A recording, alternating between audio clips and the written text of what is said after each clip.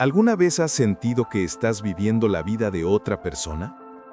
Que cada día te alejas más de quien realmente eres, hasta que un día te miras al espejo y ya no reconoces a la mujer que te devuelve la mirada? Me llamo Beatriz Ramírez, tengo 42 años y vivo en San Antonio, Texas. Durante mucho tiempo creí que mi vida era normal, que los sacrificios que hacía eran parte del amor verdadero. Pero hoy sé la verdad. Estuve perdida en una relación que me consumió lentamente, hasta que descubrí un secreto que lo cambió todo. Esta es mi carta, mi historia, mi verdad. Hola queridos oyentes, ¿cómo estáis? Que este viernes sea muy bendecido por Dios. Una semana más que se va y hemos escuchado historias increíbles, ¿verdad? Estoy realmente feliz con vuestros mensajes y con todos los comentarios que me dejáis. Por favor, suscríbete a nuestro canal. Vamos a por nuestros primeros 100 suscriptores. Y dime aquí abajo, ¿desde dónde nos escuchas? Hoy vamos a conocer la historia de Beatriz Ramírez, una mujer que vio su mundo derrumbarse de un momento a otro. Así que, sin más rodeos, vamos a la historia. Querido oyente, permíteme empezar diciéndote que nunca imaginé que mi vida tomaría este rumbo. Nací y crecí en Guadalajara, México, en una familia humilde pero unida. Mi mamá siempre decía que yo tenía un espíritu aventurero, que soñaba con cosas más grandes que las que nuestra pequeña colonia podía ofrecerme.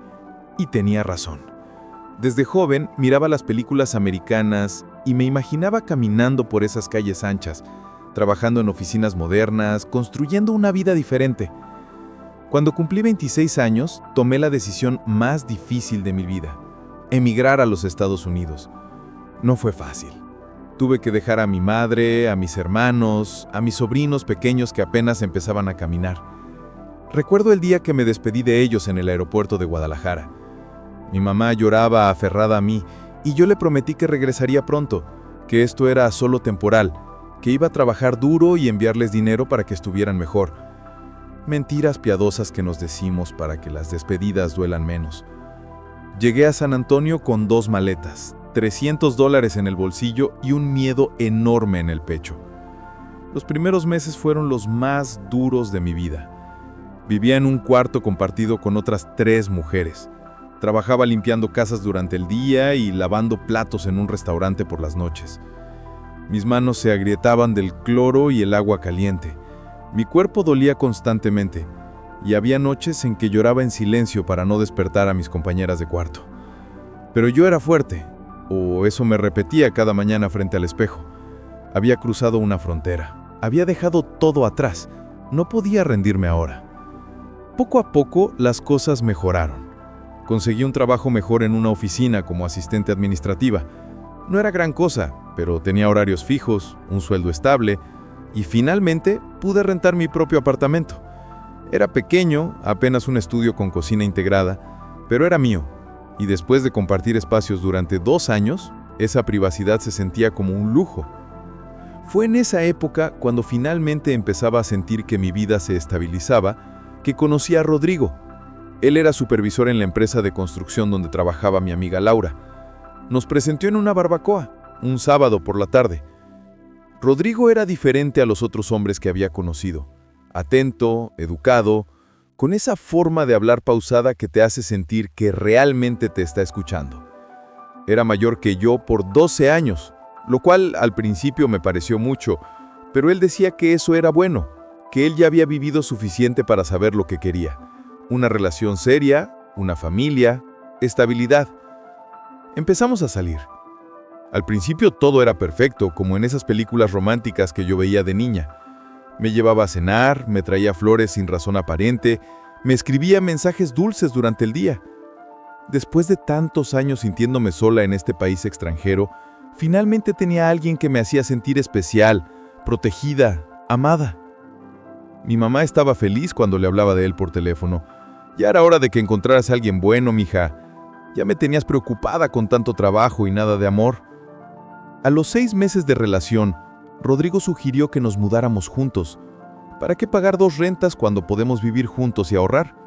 Argumentaba. Tenía sentido, económicamente hablando. Y además yo estaba enamorada, o creía estarlo. Quería despertarme cada mañana junto a él, compartir el café, construir esa vida de pareja que siempre había imaginado. Nos mudamos a un apartamento más grande en el norte de San Antonio. Rodrigo insistió que él pagaría la mayor parte de la renta, porque ganaba más que yo. Tú solo ayuda con los servicios y la comida, me dijo. Sonaba generoso, protector incluso. No me di cuenta entonces que ese arreglo sería el primero de muchos que me harían sentir en deuda, dependiente, menos importante. Los primeros meses viviendo juntos fueron como yo había imaginado.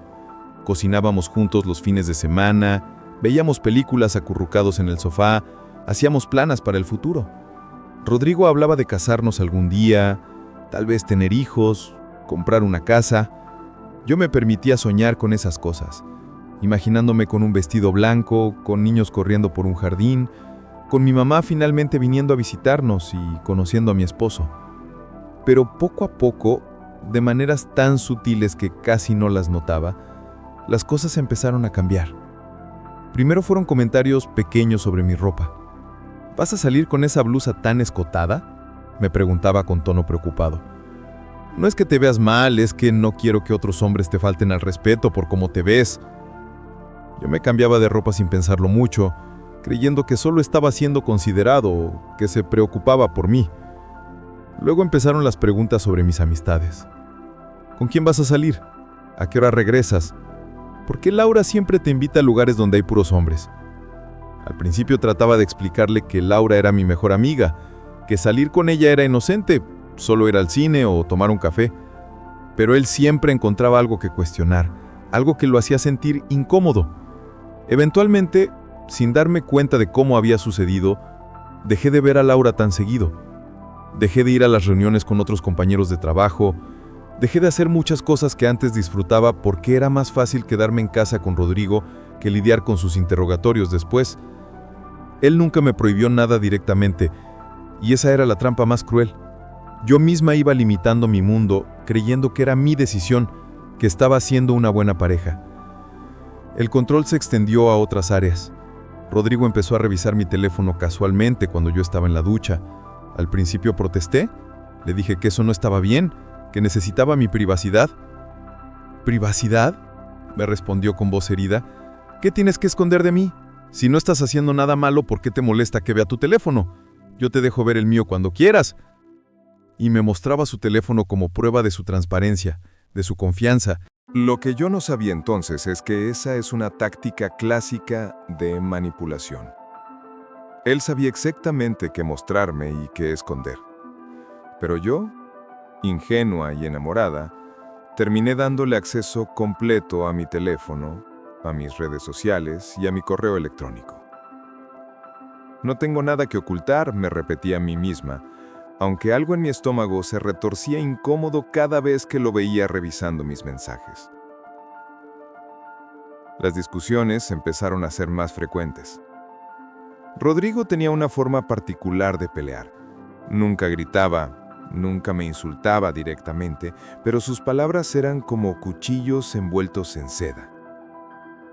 No es que seas mala persona, Beatriz, pero a veces eres muy egoísta. Solo piensas en ti. Yo te doy todo y tú ni siquiera aprecias lo que hago por ti. Me acusaba de no valorar lo suficiente, de no amarlo como él me amaba, de ser desagradecida. Y yo, Dios mío, yo le creía. Empecé a sentirme culpable por cosas que ni siquiera había hecho. Me disculpaba constantemente, tratando de ser mejor pareja, más atenta, más comprensiva. Dejé de quejarme cuando él llegaba tarde sin avisar. Dejé de preguntar por qué no me invitaba a las reuniones con sus amigos. Dejé de expresar mis propias necesidades porque él siempre lograba darle vuelta a la conversación y hacer que yo fuera la mala. Mi familia empezó a notar cambios en mí durante nuestras videollamadas. «Te ves cansada, mija», me decía mi mamá. «¿Estás comiendo bien? ¿Todo está bien con Rodrigo?» Yo mentía, por supuesto. Les decía que todo era maravilloso, que estaba feliz, que Rodrigo me cuidaba muy bien. No podía admitir, ni siquiera a mí misma, que algo estaba terriblemente mal. El punto de quiebre comenzó de la manera más insignificante. como suelen empezar las grandes revelaciones. Era un domingo por la tarde, uno de esos días tranquilos en que Rodrigo había salido supuestamente a ayudar a un amigo con una mudanza. Yo estaba en el sofá, aburrida, buscando algo para ver en la televisión. Su teléfono estaba en la mesa de centro, cargándose. Lo había olvidado al salir apurado. Normalmente, no hubiera pensado 2 veces en ello, pero ese día, su teléfono empezó a sonar insistentemente. Llamada tras llamada de un número sin nombre guardado. Pensé que tal vez era su amigo tratando de localizarlo, que quizás era importante. Tomé el teléfono con la intención de contestar y explicar que Rodrigo lo había olvidado. Pero cuando desbloqueé la pantalla con el código que yo conocía, porque él decía no tener secretos, vi algo que me heló la sangre. Una serie de mensajes de WhatsApp de un contacto guardado solo como M. Los mensajes eran de una mujer, claramente. ¿Cuándo vienes? El niño te está esperando. Ya tiene puesto su pijama de Spider-Man que le compraste. Y luego, Rodrigo, por favor no me ignores. Sabes que los domingos siempre vienes. ¿Qué le digo a nuestro hijo? Nuestro hijo. Esas 2 palabras retumbaron en mi cabeza como campanas de iglesia. Las leí 1, 2, 3 veces, esperando haber entendido mal. Pero no. Ahí estaba, negro sobre blanco. Nuestro hijo. Con manos temblorosas subí en la conversación meses y meses de mensajes, fotos de un niño pequeño, tal vez de 4 o 5 años, con los mismos ojos cafés de Rodrigo, la misma sonrisa. Videos del niño diciendo, papá, una y otra vez. Y luego encontré fotos de ellos juntos, Rodrigo con ese niño en sus brazos, en un parque, en una casa que yo no reconocía, sonriendo de una manera que pocas veces vi cuando estaba conmigo. La fecha de los mensajes me destrozó. Empezaban mucho antes de que él y yo nos conociéramos, pero continuaban sin interrupción hasta el día anterior. Todo ese tiempo que vivimos juntos, todo ese tiempo que él decía amarme y planear un futuro conmigo, él tenía una vida completamente separada. No sé cuánto tiempo me quedé sentada ahí, mirando la pantalla del teléfono, tratando de procesar lo que estaba viendo. Sentía que el apartamento daba vueltas a mi alrededor. Náusea, ira, confusión, dolor, todo se mezclaba en mi pecho hasta que no podía respirar correctamente.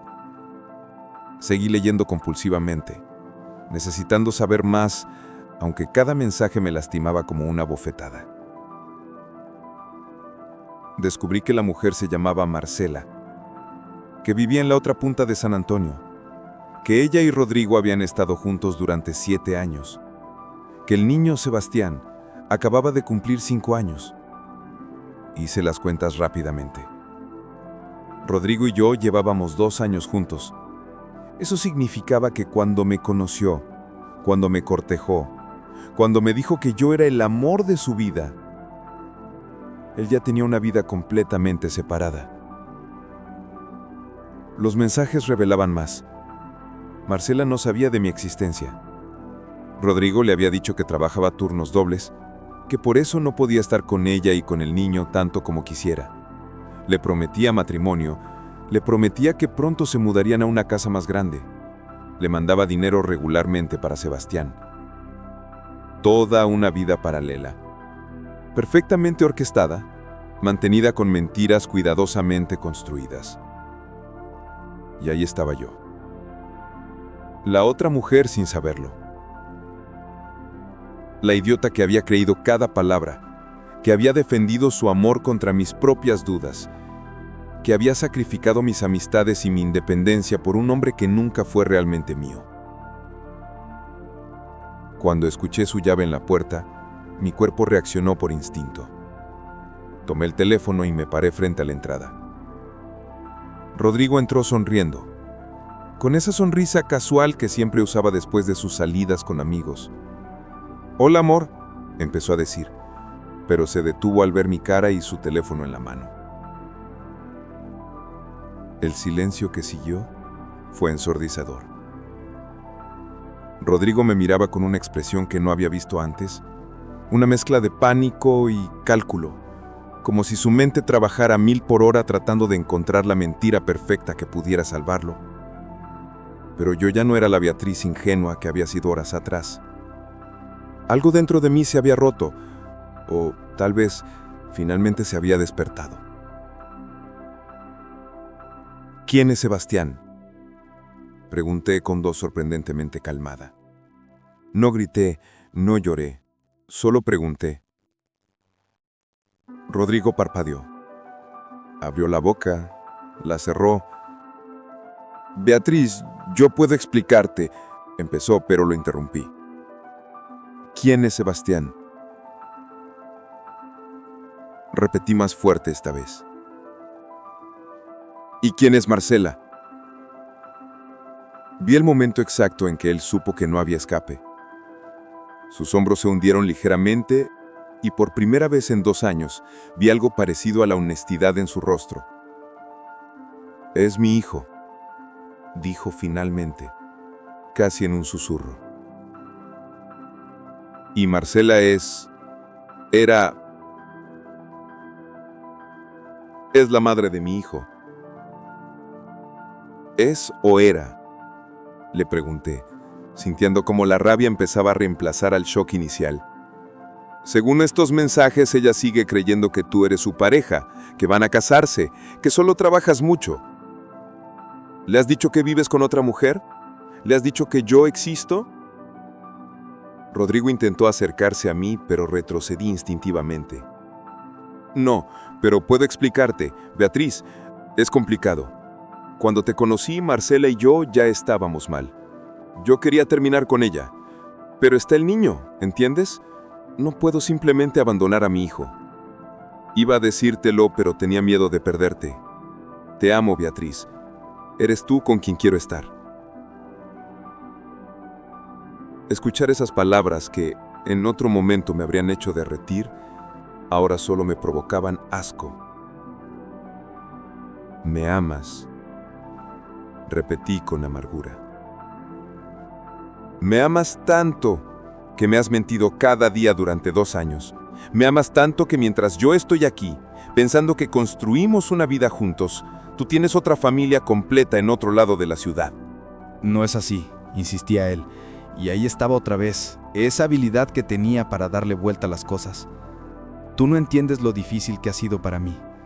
Tener que dividirme entre 2 mundos, cargar con esa responsabilidad. Quería protegerte de todo esto, quería que tú tuvieras la mejor versión de mí, sin todas estas complicaciones. Pero esta vez, sus palabras no funcionaron. Por primera vez en 2 años, podía verlo con claridad. No era un hombre atormentado por circunstancias difíciles. Era un manipulador que había construido 2 vidas separadas porque podía, porque le convenía, porque era lo suficientemente egoísta para querer todo sin sacrificar nada. Yo era la conveniente, la que no pedía explicaciones cuando él desaparecía los domingos, la que aceptaba sus ausencias sin cuestionar demasiado. Quiero que te vayas, le dije. Mi voz sonaba extraña incluso para mí, fría y decidida. Ahora mismo, empaca tus cosas y vete. Rodrigo cambió de táctica entonces. Se puso de rodillas, literalmente de rodillas frente a mí. Por favor, Beatriz, no hagas esto. Podemos resolverlo. Terminaré con Marcela, lo prometo. Tú eres quien elijo. Dame una oportunidad de arreglarlo. Parte de mí, esa parte que había sido condicionada durante 2 años a ceder, a perdonar, a ser comprensiva, casi dice que sí. Casi le creo. Casi acepto sus promesas porque la alternativa era aterradora. Quedarme sola otra vez, admitir que habían desperdiciado 2 años de mi vida, enfrentar la vergüenza de haber sido tan ciega. Pero entonces recordé los mensajes, las fotos de ese niño pequeño que no tenía culpa de nada de esto, los años de mentiras perfectamente ejecutadas. Y supe, con una claridad que nunca antes había experimentado, que si le daba otra oportunidad solo sería principio de más mentiras, más manipulación, más años de mi vida perdidos. Vete, repetí. No me importa dónde vayas, si con Marcela o a un hotel o a la calle, pero no vas a dormir aquí esta noche. Rodrigo intentó varias tácticas más. Lágrimas, promesas, amenazas veladas sobre cómo yo no podría pagar el apartamento sola, recordatorios de todo lo que él había hecho por mí, pero yo me mantuve firme, temblando por dentro, pero firme. Esa noche, después de que Rodrigo finalmente empacara sus cosas y se fuera, entre protestas y súplicas, me quedé sola en el apartamento que ya no se sentía como mi hogar. Me senté en el suelo de la sala, con la espalda contra el sofá, y finalmente permití que las lágrimas llegaran. Lloré durante horas, no solo por la traición, sino por todo lo que había perdido en esos 2 años. Mi independencia, mis amistades, mi confianza en mí misma, mi capacidad de ver las señales que ahora eran tan obvias. Llamé a Laura a las 3 de la mañana. Contestó adormilada, pero se despertó completamente cuando escuchó mi voz rota. «Beatriz, ¿qué pasó?». Le conté todo, entre sollozos entrecortados, mientras ella escuchaba en silencio. Cuando terminó, lo primero que dijo fue: «Voy para allá». «No, Laura, es muy tarde», intenté protestar. «Me vale», interrumpió. «Dame 20 minutos». Llegó con una bolsa de pan dulce de la panadería mexicana que abría temprano y una determinación maternal en sus ojos. Me abrazó sin decir nada durante largo rato, dejándome llorar en su hombro como no lo hacía desde que había llegado a este país. «Lo siento tanto», me dijo. «Siento no haber insistido más cuando noté que te estabas alejando. Siento no haberte dicho que algo no estaba bien con él». «¿Lo sabías?», pregunté, sorprendida. Laura suspiró. No sabía lo del hijo ni la otra mujer, pero sí sabía que algo no estaba bien. La forma en que él te controlaba, cómo poco a poco dejaste de ser tú misma. Traté de decírtelo una vez, ¿recuerdas? Y tú lo defendiste tanto que decidí que tal vez yo era la que no entendía la relación. Sí recordaba. Laura había comentado casualmente meses atrás que Rodrigo parecía un poco posesivo. Yo me había molestado, le había dicho que ella no entendía, que Rodrigo solo me cuidaba porque me amaba. Ahora esas palabras me avergonzaban profundamente. Los días siguientes fueron una montaña rusa emocional. Parte de mí quería llamar a Rodrigo, escuchar sus disculpas, creer que podríamos superarlo. Otra parte estaba enfadada, dolida más allá de las palabras. Y una tercera parte, la más asustada, se preguntaba cómo iba a sobrevivir financieramente sin su contribución al apartamento, cómo iba a reconstruir mi vida social después de haberla descuidado tanto, cómo iba a volver a confiar en alguien alguna vez. Laura se quedó conmigo esa primera semana, durmiendo en el sofá, cocinando cuando yo no podía levantarme de la cama, simplemente estando presente. Fue ella quien, una semana después del descubrimiento, me planteó la pregunta que yo había estado evitando. ¿Vas a contactar a Marcela? La idea me aterrorizaba. ¿Qué le diría? Hola, soy la otra mujer en la vida de tu pareja, aunque yo no sabía que lo era. ¿Cómo se empieza esa conversación? Pero Laura tenía razón en algo. Marcela tenía derecho a saber la verdad, tanto como yo. Ella también estaba siendo engañada. Ella también estaba construyendo su vida sobre mentiras.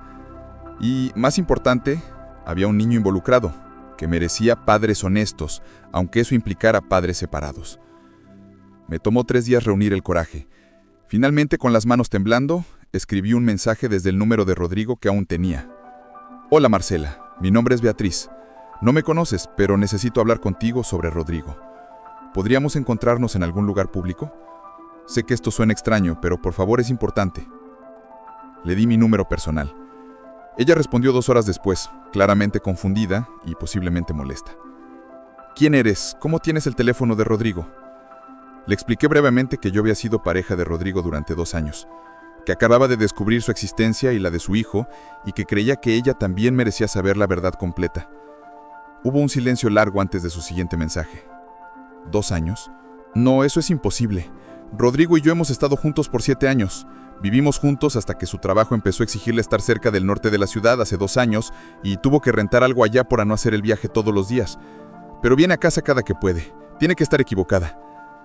Leer sus mensajes fue como recibir una segunda bofetada. Rodrigo no solo nos había engañado a ambas, había construido mentiras tan elaboradas que cada una creía ser su única pareja real. Para mí, yo era su presente y futuro. Para ella era su esposo en todo menos en el papel, la madre de su hijo, su hogar verdadero. Le envié capturas de pantalla, fotos de Rodrigo y yo juntos en el apartamento, en viajes que habíamos hecho, en restaurantes, fotos fechadas que probaban que su versión de rentar algo para trabajar Era una mentira. Podía imaginar el shock al otro lado de la pantalla, el mismo shock que yo había experimentado días atrás. Su respuesta tardó horas en llegar, y cuando lo hizo era una sola palabra. ¿Café? Mañana. Te mando la dirección. Acordamos encontrarnos en una cafetería neutral, lejos de donde cualquiera de las dos vivía. No dormí esa noche, ensayando mentalmente qué diría, cómo la recibiría, preparándome para enfrentar a la otra mujer que en realidad era la primera. Cuando llegué a la cafetería la reconocí inmediatamente, aunque nunca la había visto. Una mujer de unos 30 y tantos años, con el cabello largo recogido en una cola de caballo, vestida con ropa cómoda pero cuidada, la fatiga de la maternidad visible en sus ojos. Estaba sentada en una mesa del fondo, con las manos alrededor de una taza de café que claramente no había tocado. Nos miramos por un largo momento antes de que yo me sentara frente a ella. No había hostilidad en sus ojos, solo un profundo cansancio y algo que reconocí porque yo misma lo había sentido: traición absoluta. Entonces es verdad, dijo sin preámbulos. Todo este tiempo, 2 años completos. Yo no sabía, empecé a decir, necesitando que ella entendiera eso primero. Te juro que no tenía idea de que tú existías, de que Sebastián existía. Rodrigo me dijo que vivía solo, que había salido de una relación difícil hacía años, pero que no había nadie más. Me mintió tanto como a ti. Marcela asintió lentamente, sus ojos llenándose de lágrimas que se negaba a dejar caer. Los domingos, dijo con voz quebrada. Siempre venía los domingos porque era el día especial con Sebastián. Le había prometido a nuestro hijo que nunca le fallaría los domingos. Y yo me sentía tan agradecida, tan feliz de que a pesar de su trabajo pesado, siempre sacaba tiempo para nosotros ese día. Cada detalle que compartíamos era como armar un rompecabezas macabro. Mientras Rodrigo estaba conmigo los lunes a sábados, con ella estaba los domingos completos y algunas noches entre semana que yo pensaba que trabajaba hasta tarde. Había orquestado calendarios, excusas, mentiras tan perfectamente que ninguna de nosotras había sospechado nada durante años. ¿Cómo puede alguien hacer esto?, preguntó Marcela, mirándome como si yo tuviera respuestas. ¿Cómo puede mirar a su hijo a los ojos, besarlo, prometerle ser un buen padre y luego irse a vivir otra vida completamente diferente? ¿Cómo puede decirte que te ama y al mismo tiempo hacerme promesas de matrimonio a mí? No tenía respuestas. Solo sabía que Rodrigo era alguien que veía a las personas como piezas en un juego, útiles mientras cumplieran una función. Yo era la joven, la independiente, la que le daba una vida sin las responsabilidades de la paternidad. Ella era la madre de su hijo, el lugar tradicional, la familia que tal vez él sí quería, pero solo en pequeñas dosis manejables. Hablamos durante 3 horas ese día. Compartimos historias, comparamos fechas, nos dimos cuenta de todas las mentiras pequeñas que sumaban a una traición gigantesca. Y algo extraño sucedió. Entre 2 mujeres que deberían haber sido enemigas, nació una comprensión mutua. Ninguna de nosotras era la villana de esta historia. Ambas éramos víctimas del mismo hombre. Cuando nos despedimos ese día, Marcela me abrazó. Gracias, me dijo, por tener el valor de contactarme, por no quedarte callada. Sé que no fue fácil. Yo también la abracé, sintiendo una conexión extraña pero real con esta mujer que compartía mi dolor. Los meses que siguieron fueron de los más difíciles de mi vida, pero también de los más transformadores. Marcela y yo mantuvimos contacto, apoyándonos mutuamente mientras cada una lidiaba con las consecuencias de la traición. Ella tuvo que explicarle a Sebastián, en términos que un niño de 5 años pudiera entender, por qué papá ya no vendría cada domingo. Yo tuve que reconstruir mi vida desde cero, aprendiendo a vivir sola otra vez, esta vez con cicatrices que no tenía cuando llegué a este país. Rodrigo intentó contactarme innumerables veces. Llamadas, mensajes, incluso apareció en mi trabajo una vez hasta que tuve que hablar con seguridad. Sus mensajes oscilaban entre súplicas desesperadas y acusaciones de que yo había arruinado su vida al contactar a Marcela. La ironía de esa afirmación habría sido graciosa si no fuera tan patética. Lo que más me costó no fue extrañar a Rodrigo en sí, sino desaprender todos los patrones que había desarrollado durante nuestra relación. Tuve que aprender a tomar decisiones sin preocuparme por cómo reaccionaría él. Tuve que reaprender a vestirme como yo quería, a salir cuando me diera la gana, a tener conversaciones sin estar constantemente justificándome. Era como recuperar partes de mí misma que había ido perdiendo poco a poco sin darme cuenta. Laura fue instrumental en mi recuperación, pero también busqué ayuda profesional. Empecé a ver a una terapeuta que se especializaba en relaciones manipuladoras.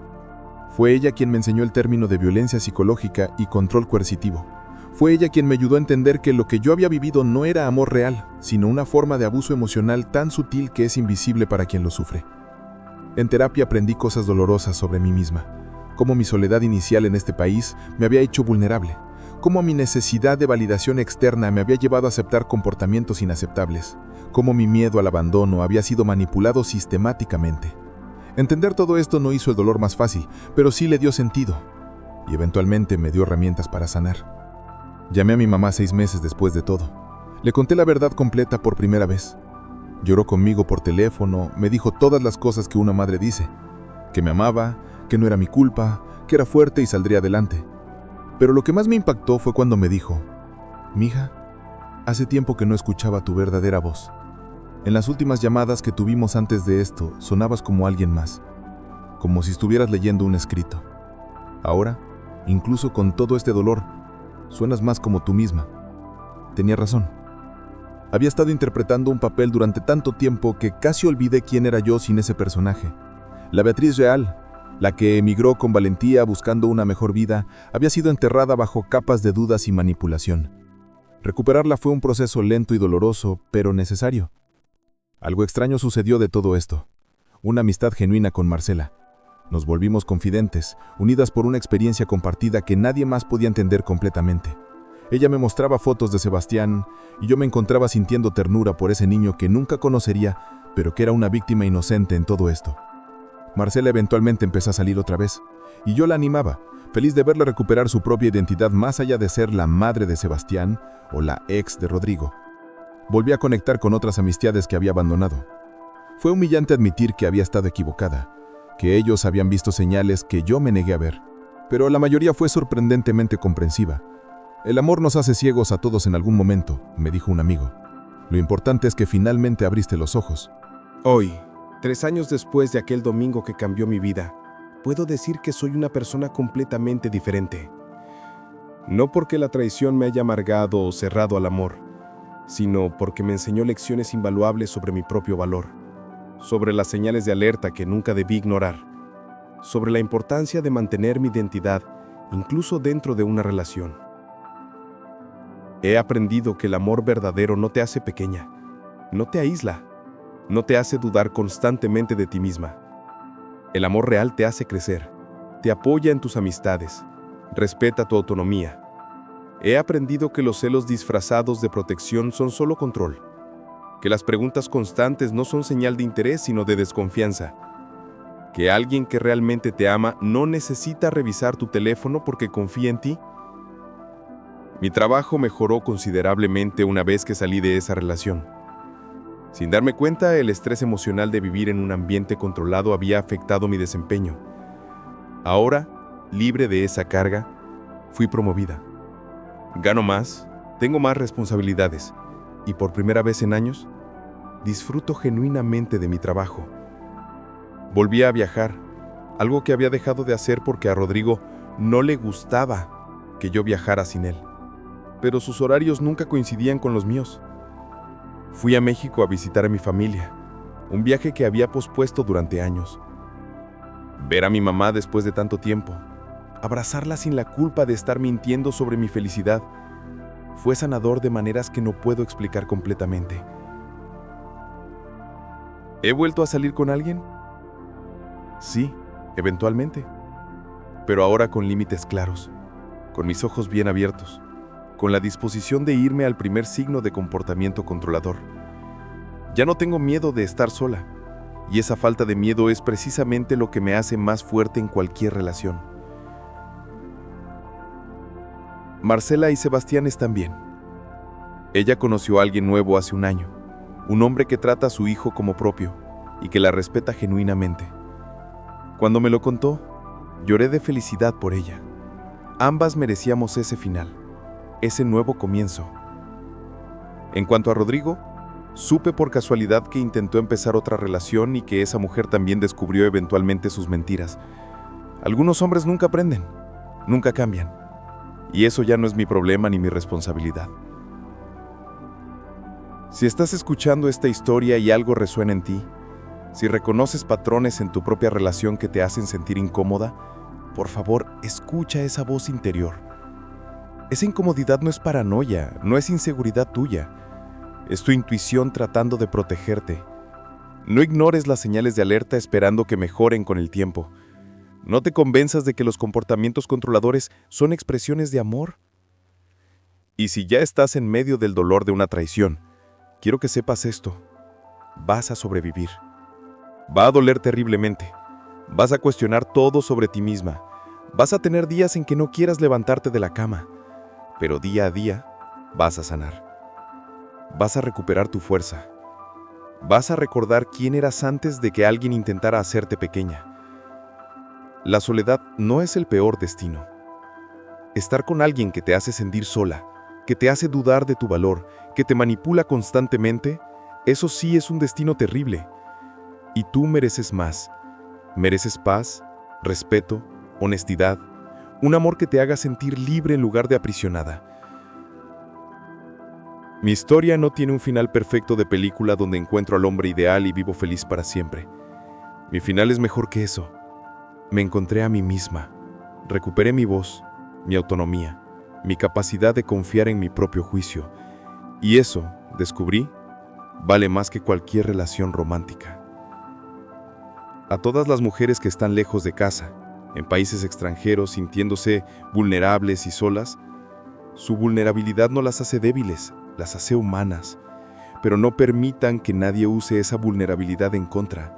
No permitan que el miedo a estar solas las mantenga en situaciones que las lastiman.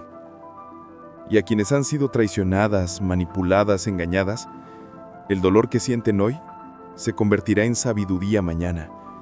Las cicatrices que llevan son testimonio no de su debilidad, sino de su capacidad de sobrevivir.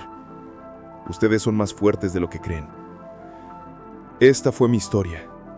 Gracias por escucharme, por permitirme compartir mi verdad. Si algo de lo que dije resuena contigo, si te ayuda de alguna manera, entonces cada lágrima, cada noche en vela, cada momento de dolor, valió la pena. Porque de nuestras heridas más profundas pueden nacer las lecciones más importantes, no solo para nosotras mismas, sino para quienes vienen detrás, buscando luz en la oscuridad. Cuídate mucho. Y recuerda, mereces un amor que te haga libre, no una jaula disfrazada de protección. Beatriz, fue difícil escuchar tu historia sin emocionarse. De verdad, eres una guerrera. ¿Y vosotros? ¿Los que habéis llegado hasta aquí? ¿Qué os ha parecido esta historia? Dejadme vuestros comentarios aquí abajo. Quiero desearos un excelente fin de semana. Que Dios bendiga a cada uno de vosotros. Y nos vemos el próximo lunes. Un fuerte abrazo.